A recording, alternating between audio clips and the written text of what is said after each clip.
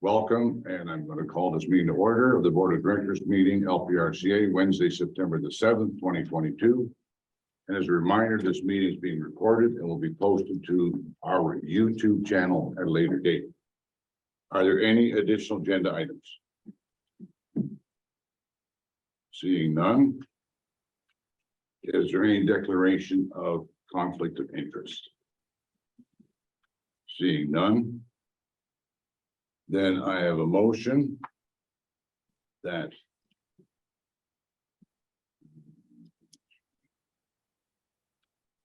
the LPRCA Board of Directors does now enter into a closed session to discuss labor relations or employee negotiations. I need a mover and a second. Peter and Ian. Is there any further discussion? Those in favor? Any opposed? That's carried. Okay, so we're number 5 on the agenda. That's the minutes of the previous meeting. The minutes of the LPRCA Board of Directors meeting held July 6, 2022, be approved as circulated. I need a mover and a seconder. Ian and Bell. Is there any discussion about those minutes? Seeing none, I'll call for the vote. Those in favor? Any opposed? That's good. Is there any business arising from those minutes? Seeing none, then we're going to go to number 7, the review of committee minutes. At the minutes of the Lee Brown Marsh Management Committee meeting held June 24, 2022, be approved as circulated. I need a mover in a second. Mike and Peter. Is there any discussion? Seeing none, I'll call for the vote. Those in favor? Any opposed? That's carried. Then we have the minutes of the LPRCA Audit and Finance Committee meeting held August 18, 2022. Be approved as circulated. I need a mover in a second. Tom and Bell. Is there any discussion? Seeing none, I'll call for the vote. Those in favor? Any opposed? That's good. So then we have page 14. We have an email.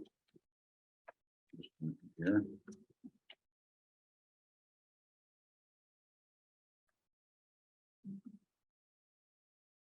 Email from the Ministry of Natural Resources, Conservation Authority Act Governance Update, which is page 14.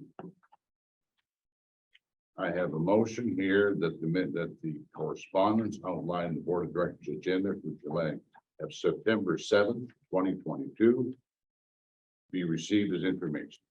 I need to move in a second. Peter and David. Is there any discussion? Peter? I just wonder if we can get a commentary from our general manager as to what her thoughts are on this change.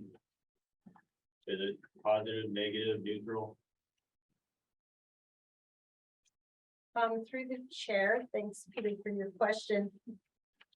It's really hard to gauge. We were very happy being with M&R after whatever the term will be. I guess they've gone back to M&RF now. We're actually thinking it's a better fit for our organization because we already had some of the pieces still being regulated by M&RF. So we're in a fit. The only thing, MECP will continue to be responsible for the Clean Water Act and our source water, but that's the way it was before. So we have not heard any more information about this, so we're not sure if there's going to be any changes to the regulation that recently came in, if we'll continue on that road, or some of those things may cease from the requirements. We're not sure. So we're just waiting for more information. But overall, we see it as a positive move. Any other questions or discussion? We have a mover and a seconder, right, Dana? Yes. Okay, then I'll call for the vote. Those in favor? Any opposed? That's carried. Then I see our planning and review team has been very busy with 42 applications. 42. Mr. Chairman, I don't think that there's anything exceptional that I would point out in this group, but if anyone has any questions, I'm fine. Are there any questions for Lori? Regan? Thank you, through you. Since we've delegated some authority, I just wanted to check in on see how we've improved our efficiency in approving these applications. Really want to thank you for the tremendous amount of work that you've completed, but I'm just looking for a little bit of feedback. How are the applicants feeling about the new process, and is it working out well from your perspective? Well, I think it is working out well. I don't have any regular statistics about turnaround. We normally, as we approach the fall, get a report out, and then we haven't done that yet, but it used to be very disappointing for people, especially this time of year when they're kind of running out of, or they can see the end of the construction season in sight, when they had to wait for the board meeting. And we had, if they have a good application that we would recommend approval to do, then we can get it out right away. And so the turnaround on some of the applications that come in where everything's there, we can turn around. I can't tell you. the numbers. Anecdotally, if everything seems to be proceeding well and you don't have people maybe as many complaints saying, I'm gonna miss paving season, I'm gonna miss my window, Yes, can't well, line up my contractors. I don't know that people know that they would have had to do that before, but anyway, so they, yeah. We don't have an opportunity for them to even know how much better. Thank you. Mike? Yeah, Lori, 42 applications. It's a remarkable workload that's been processed here. So, can you tell me, what do you do? Do you actually hold their hand to help them through the process? Or do you just say, here's the application, or you can find it on the computer and you just leave them? I'm trying to think of how we can improve things in our municipality as to what you're doing to process all these applications. Right, so we do hold their hand through the process. We give them a lot of feedback. We don't make them wait till they have a complete application to find out what's up. We try and work with them kind of every step of the way. The ones that take a while will be when we ask for something and then maybe it'll take 2 or 3 months for them to get back with that. You know, they're serving with their grading plan or whatever. But no, we do hold their hand right through the process, give them all the help that we can, tell them, suggest how they might change their thing to improve it. Yeah, we do. That sounds really good. I wish our municipality did the same. Are there any further questions for Lori? Okay, then I have a motion that the LPRCA Board of Directors receives the section 28 regulations approved permits report dated September 7th, 2022 as information. I need a mover and seconder. Mike and Ian. Any further discussion? I'll call for the vote. Those in favor? Any opposed? That's carried. So then we have the general manager report on page 28 and 29. Thank you, Mr. Chair. So this is for a summary, a brief summary for July and August. Conservation Ontario will be getting a new general manager, who's Angela Coleman, effective September 19th. And Angela currently is working as the administrative officer, the CEO with South Nation Conservation Authority. So Angela's hoping to make a visit to the different CAs when she gets settled. So you guys will probably get to meet her. We did have 2 very successful kid fishing derbies in Bacchus and Deer Creek. And it was very well received with 137 kids at Bacchus, 133 kids at Deer Creek. the weather cooperated. It was a great day. And we also did have the Lee Brown Marsh Management Committee meeting on August 16th. And we did present one scholarship at the meeting. There was 2 recipients. $1,000 was given out to each recipient this year. So they're both studying things in the environmental area for their education. So that was a very good event. And staff has, compared to last year, we're slightly down by 5 permits, but 185 permits at the end of August compared to 190 last year. But our planning act comment applications are up 107 this year. And then on top of that, they also do the lawyer inquiries and just the general inquiries. So it's definitely lots of work in the planning department. So we did put a tender out through Spreets for some work at the education center at Bacchus. So we received some funding to do barrier-free entrance and washroom upgrades at the facility. So PK Construction, which is a local contractor engineering firm here in Tillsonburg, got the contract, and we had the kickoff meeting on September 1st, and they're hoping to start before the end of September, and it will be completed by the end of November. So that's very exciting for that center. And yeah, that's basically it. Just that all the different departments are continuing on doing what they do. Thank you. Are there any questions for Judy regarding this? Couple of quick questions. The washrooms at the education center, is that going to be a co-ed bathroom? Or is it going to be 2 separate? So we're continuing, we're gonna have 2 separate, but they won't be designated. It would be It's very. whatever the proper term is. Yeah, neutral. Thank you. Don't they call it family bathroom? Yeah. Second question, Mr. Chairman, with the retirement of Kim Gavins, is there an ongoing thanking her for this conservation authority for her years? Yes, I sent that on behalf. Thank you very much. Very well, thank you. Any other questions for the general manager? Hearing none. That I have a motion that the LPRCA Board of Directors receives the general manager's update for July and August 2022 as information. Need a mover and a seconder. Tom and Dave. Is there any further discussion? I'll call for the vote. Those in favor?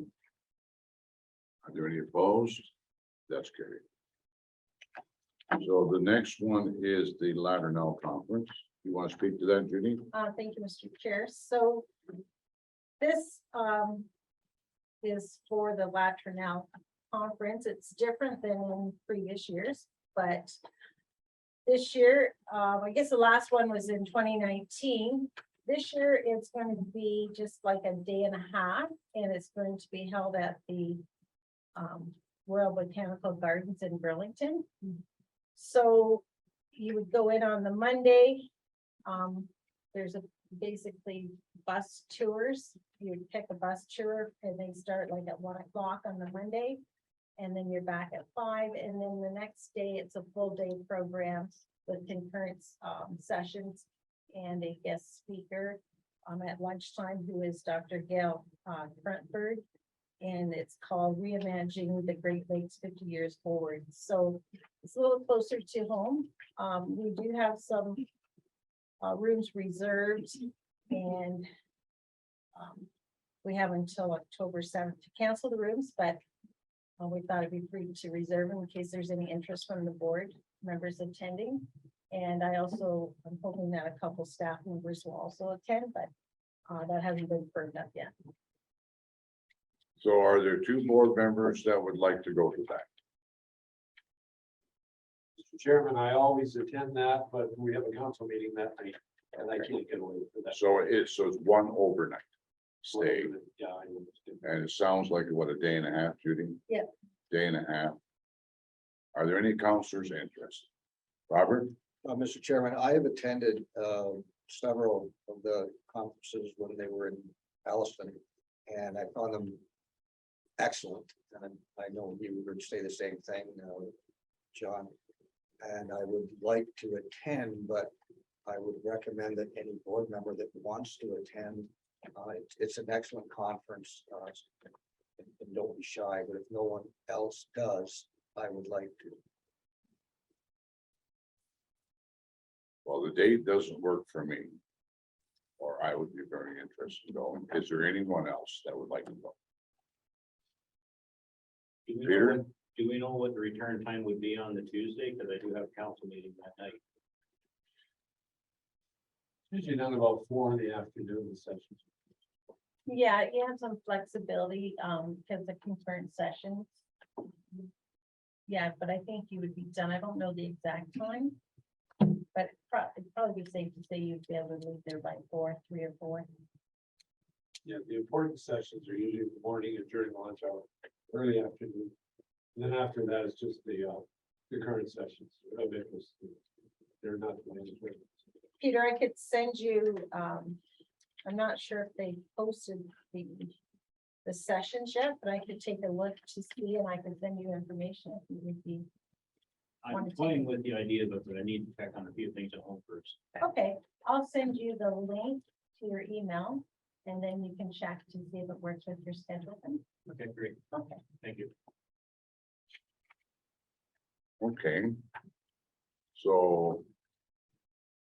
We're hoping Peter can clear his agenda. For a day and a half. If there's somebody else that would rather go, I'm happy to step aside as well.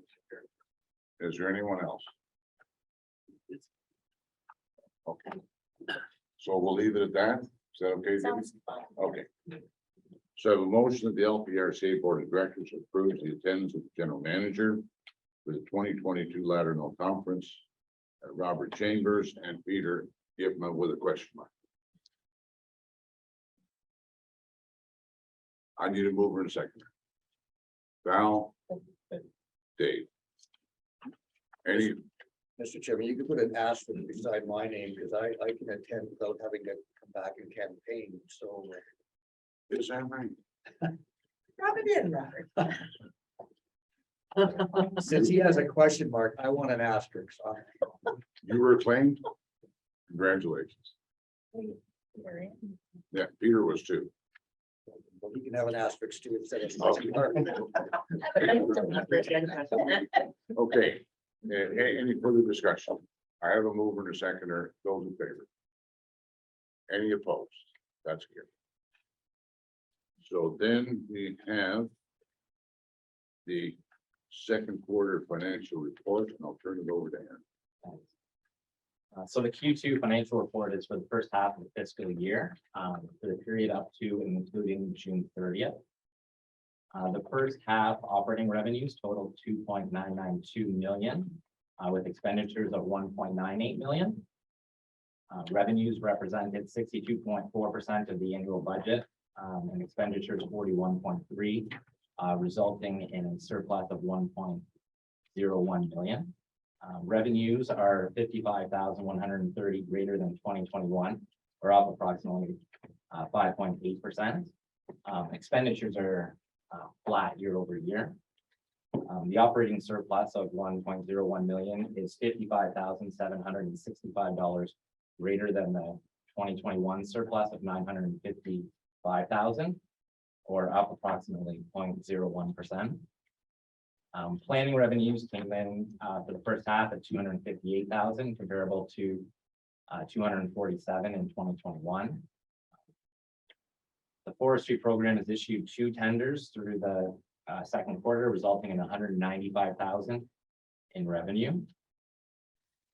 The campground revenues at June 30th total 1.42 million in comparison to 1.16 million in 2021.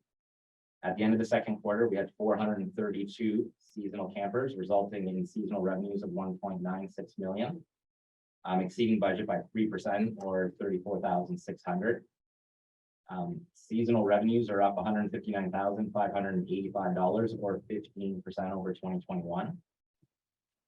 The campground overall revenues, overall surplus is 908,000, exceeding the 2021 surplus of 740,000 for the same period year over year. Overall, the authority is in a favorable position for the first half with a fiscal surplus of 1.01 million. If there's any questions, I'd be glad to take them. Thank you very much, Aaron. That's a wonderful financial report. Peter, Yeah, thank you, Mr. Chair. I would echo that. Great news all around and excellent work on the part of the staff. Aaron, when I look through the following pages, and I'm not a real numbers guy, but I noticed that there's a large budget variance on almost every category. Is that because the majority of our expenses fall in the second half of the year? So depending on the department, there has been some vacancies that are unfilled. There is timing issues and with the parks, seasonal. So we open up on May 1st to it. So where you see those variances, they'll come in the second half. There is, the variances overall on the expense side, I would say are primarily related to wages right now.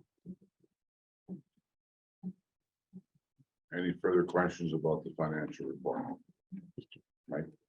Yes, I'm looking at the page 45. Look to the end. And this is the capital summary. Just one item that we've discussed several times, and that's the dump truck. The rest of them are all either in progress or complete, so the dump truck situation, how are we coming with that purchase? So we have signed an agreement to purchase a dump truck. However, Judy, you can probably speak to this. I think delivery is going to be in 2023. They were quite backlogged, so we did secure one. Yeah, we searched to see if we could find one, you know, between Manitoba, Ontario and Quebec to see if something was on the lot, but there's just nothing available that met our needs. There is some triple axles, but we didn't need that size. So we ended up having to sign up to get one delivered for next year was the only real option that we had. And we went with the international. Is it within the budget here? Oh, yes, it's well, yeah, it's lower than the budget. Okay, great, thank you. Any further questions about the financial report? Hearing none, I have a motion, the LPRCA Board of Directors receives the second quarter financial budget or financial report, June 30th, 2022, for the period up to including June 30th, 2022 as information.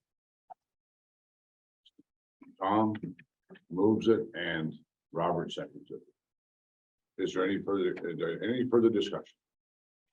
Hearing none, I'll call for the vote. Those in favor? Any opposed? That's carried.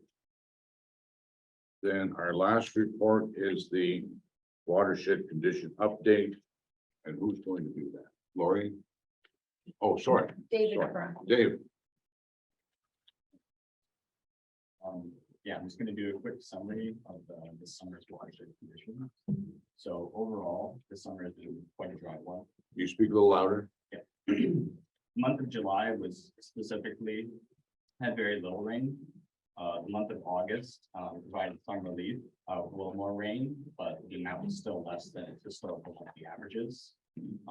This rain did, however, help to keep our water courses from dropping below any of our low water thresholds.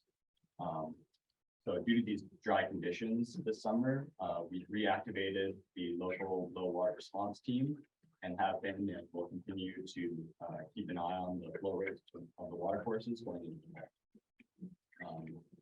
as for the lake conditions, Lake Erie has declined quite significantly and is expected to continue declining into the fall.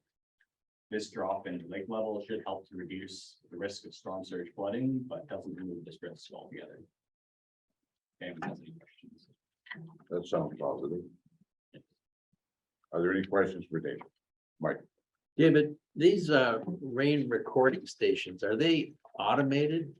Yes, yeah, we have a bunch of gauges located all throughout the watershed. We have both stream flow gauges, which measure the flow rate in water courses, as well as precipitation gauges, which well, track precipitation. So we have fairly good coverage from east to west. So when the gauge fills up, say at the Delhi station, the gauge fills up with 1.5 inches of rain. Does it dump itself out, or does somebody have to go there manually and dump it out? So yeah, all of our stations, they're either tipping bucket stations, which they will fill and then dump themselves, or they're ones that are weighted. And they just drain through, basically. So there's no manual emptying required. Okay, great, thanks. Any other questions? But, Robert, Through you, Mr. Chairman, it's not weather related, but it's related to the creek flow. And in the upper reaches, I don't know about the lower reaches, but one of the problems with flow is the beaver dams. And I'm just wondering if you can comment on what we do or what we can do or can't do or don't do with regard to water backing up as a result of beaver dam. I can comment on that. Laura, do we do anything? All the Ministry of Natural Resources. We do, so we don't do anything. No. It's a provincial ministry responsibility. And they, I have no experience with beavers in Long Point region. We've not sometimes had them on full water streams in the Grand. We'll call the ministry. They might have a contractor or some, or people trappers that they call. And they would either live trap them and move them, which isn't always very successful. Unless you move them quite a ways away, or they would trap.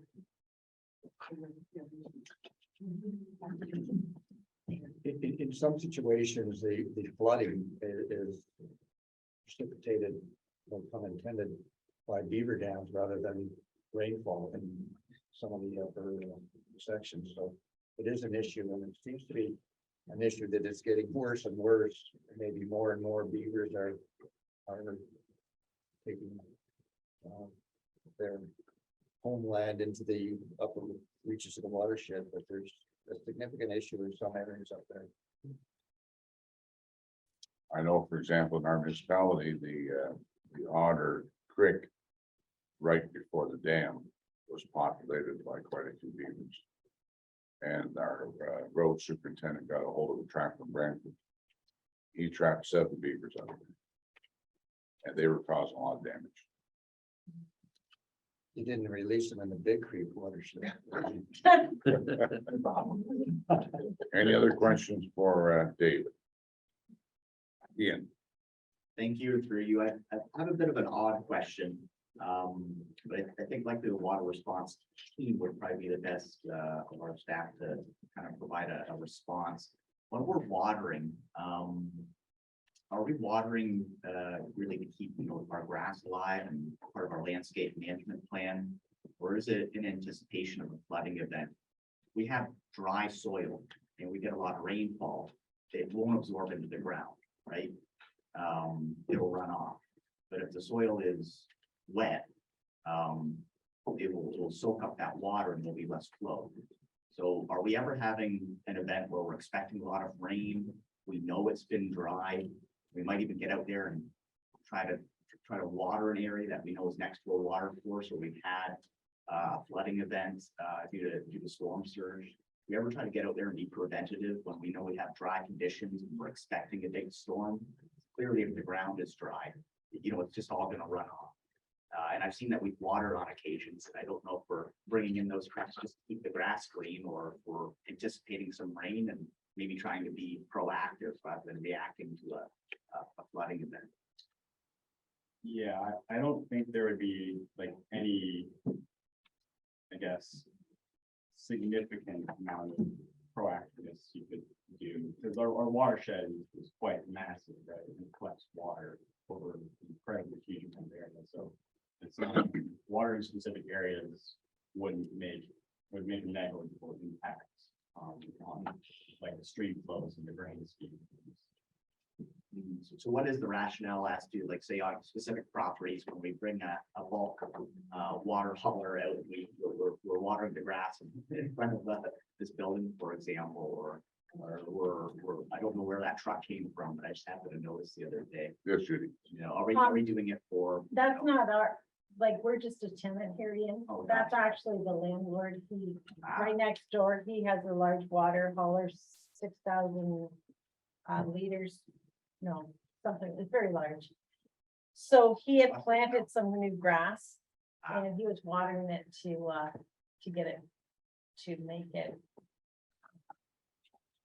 whatever, germinate and save his grass from drying out during the dry season, because he now has a sprinkler system installed.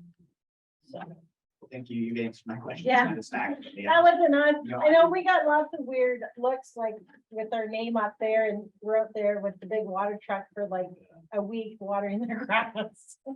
Any further questions, you, Dave? Seeing none. Tom's got a question. Oh, sorry, Tom. Thank you, Mr. Chair, through you to David. David, you indicated that the lake levels were down for the summer months. Is that still consistent with the long range expectation that the lake levels are going to decline a little bit over the next extended period of time?